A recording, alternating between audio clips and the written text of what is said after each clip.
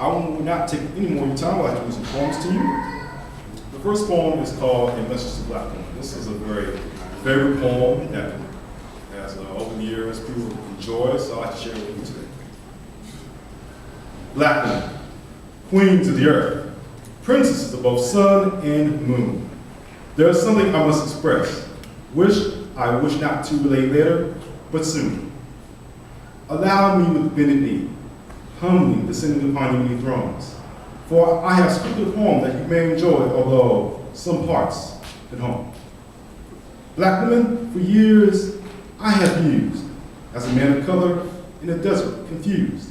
You state you long for a good black man, yet some of us wonder if there's another mode of plan. Here I kneel, one black man, willing to dare thoughts, feelings, tenderness, love to share. Along comes dark woman, I seriously wish you know. Negative demeanor turns approach color. I asked men everywhere, what's the deal? You said frustrated, upset. Maybe we shouldn't believe what's written in ebony and jet. In essence too, with articles penned, what black women need, this love of black man wrapped in vanishing breed. I know you look for a brighter day, when your king next to you announces that he is gay. But, yes. But peace you seek, trouble you face, when the warrior selects a queen from another race. But I say humbly, delay your travels to distant shores, my dear precious queens. Do not sojourn far. Seek out a good man here. Find one who's honest and true. Do not deny yourselves this golden opportunity, daughters of the darkened hue. We men acknowledge your status, accomplishments, advanced education. We simply request you stand with us on common ground, not higher elevation. Not to deny all you've done, but we do know knowledge is strength. We only plead you relate with us, sharing equal length. For centuries, we men have been carried, in belly and on back, by strong black queens who've gone before, dedication, loyalty, not a lack. Allow us men to stand and rise, proving to you that we do belong, in the hopes that one day your love for us will be repaid, because you make us so strong. Alas, my dear queens, permit me to rise. It is my sincerest hope you do not give up pursuit of manly prize. The rest we leave to you. All I've done is offer a petition. Farewell, my queens. It is the end of my mission. That's it. Oh, thank you.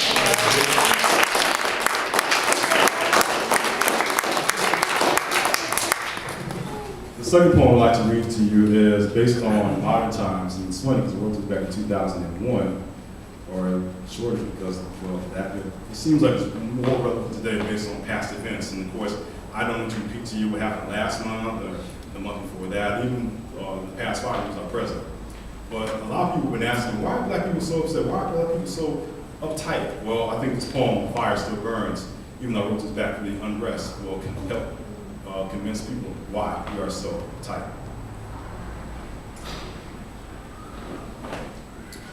April 29th. This is Surrounding King! Angry citizens shouted as they burned everything, letting out frustrations held back long before, of intense flames so hot, doing more than burning down stores. Why is this happening? It doesn't make sense. Faces mouth on talk shows, unaware the community was incensed. For all were deceived, truth flashed naked eyes. Justice may be blind. That day, April 29th, it was despised, taking the view of its mind. Public officials scrambled around, peace they uttered, hearts full of fear. 1992, you see, was election year. Things were not better than 4 years before. Therefore, on that day, Los Angeles lost control. Fiscal anarchy, yes, that day was released, but it has always been there, politically, to say the least. In the days that followed, glamorous LA hit hard. There was no choice but to summon National Guard. Legions of armed troopers patrolled city streets, setting sights on looters and the like. The Guard hoped to defeat. Yet, one could see the irony, the strange, weird vision of fate. For it was only a year prior the Guard set foot, not in Los Angeles, but in troubled Kuwait. It has been years since Los Angeles took a fateful stand. few sections of the city's deserted wastelands. Companies, celebrities pledge Los Angeles will not be this way. Still, nothing is done. Have you heard from Rebuild LA? But that's how it goes in this legendary Babel town. Intentions are good. Commitment takes time to come around. It has been years. Tell me, what have we learned? I honestly proclaim the fire still burns, burning deep in hearts and souls of citizens of the community, while public at large still fails to know. The warning signs were there. Rage had not died. The fire was ignited since August 11th, 1965. April 1992, only a repeat. This time, a new generation expressed rapid heat. The morals of all this? I don't know. It's your choice. To listen to frustrated citizens or ignore their voice. One thing we can be certain, almost surely predict, our city, our country, is still under verdict. Will justice for one mean justice for all? Will we listen to each other and rise, or will we violently fall? It's time we learn. The fire still burns. Thank you. All right.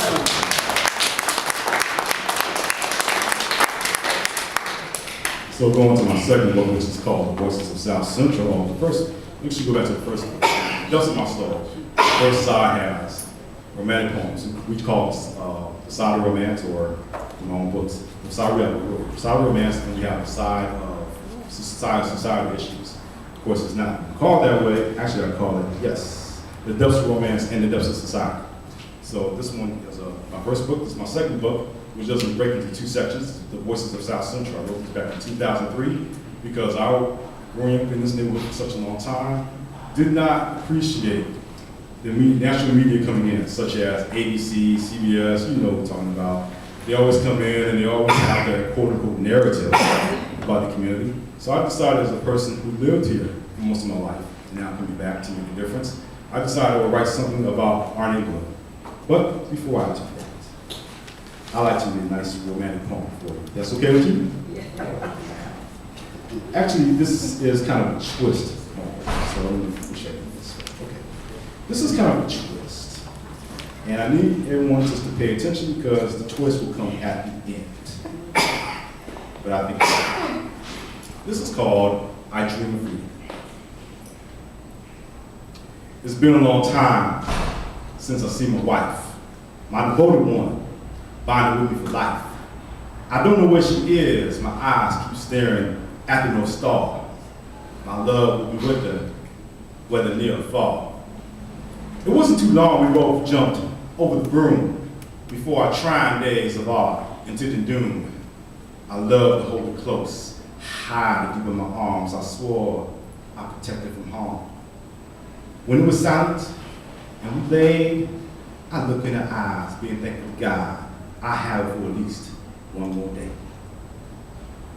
I remember, if I closed my eyes real tight, how her hips used to sway, all sweet in the night. How she used to sound when I heard her speak. The voice of an angel made me peacefully go to sleep. But I couldn't keep my promise. I fought as hard as I could. They still took her and my child, acting bold and brave, telling her she was going to an auction to be sold because she's a slave. I saw her one last time. We looked, staring in each of our eyes. I whispered, "I'm sorry, I said I protect you." Silence. That's all I hear now. If she was by my side, I don't live anyhow. I do dream of freedom in the place all alone. Just her and me, seeing our children dance, faces filled with glee. We could be together for the rest of our days. Unchained land, where I could tell her how much she means to me. Never let it go in my hand. Now, I work in Master Smith's cotton field from sun up to sundown. The thorns from the plants take the skin off my fingers that used to be brown. I still think about Olivia and Joshua, my boy, just hoping they're all right. To see them once again, whether it be day or night. And to my master, if he ever told me how I feel, not gonna happen, of course, I tell him, you can take away from me many things, including my dignity and pride, but the memory of my Olivia keeps me alive. So master, As you smile and your teeth you shower the gleam, I demand, don't you dare take away my dream. That's all right. All right.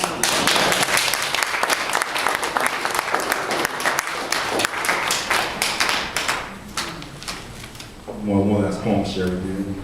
My website is charleslchatmon.com. You can find all nice stuff about me. And also find me on Facebook and Twitter. Chat Rights on Twitter and Charles Chatmon on Facebook. And also the LA Black Book Expo. You can also find us on Facebook and Twitter too. So you, in internet savvy, you can find that. Find more information about the expo. And our LA BBX, or LA Black Book Expo website, sorry, have it. LA Black Book Expo website. LABX.org. You can find out what's happening.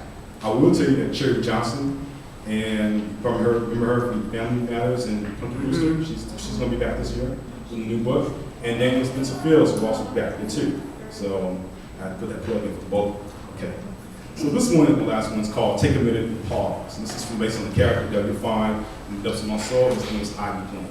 And nice gentleman that always give my homage to links to use simple, just be simple. Hey, fella, before your lips take a sip of that crystal, I just want you to pause and think a while of your ancestors who back in slavery made the most of their lives, treating nothing more than property. So in their honor, why don't you do your most? Raise a glass, be thankful, and have a toast. Hey, lady, since you're about to puff on that herb, let your imagination guide you to the past and observe. Women of your kind used as the master's plaything. When a woman's worth didn't mean a thing. So instead of inhaling from the earth, use your lungs, offer praise to your sisters and mother who have the power of birth. Hey, young man. Hey, young man. Don't be so quick to hold that Glock in your hand. Remember what your elders said about the arsenals our ancestors faced in our oppressed land? Now, just pause for a minute. Take a mental trip. Imagine the overseer brandishing that whip, believing it was his right to beat down your ancestors of color. Think about that before you use that weapon to slay your brother. Sisters and brothers, don't you fight arguing over skin color between dark and light. Master still owns you, whether you out in the house or out in the field.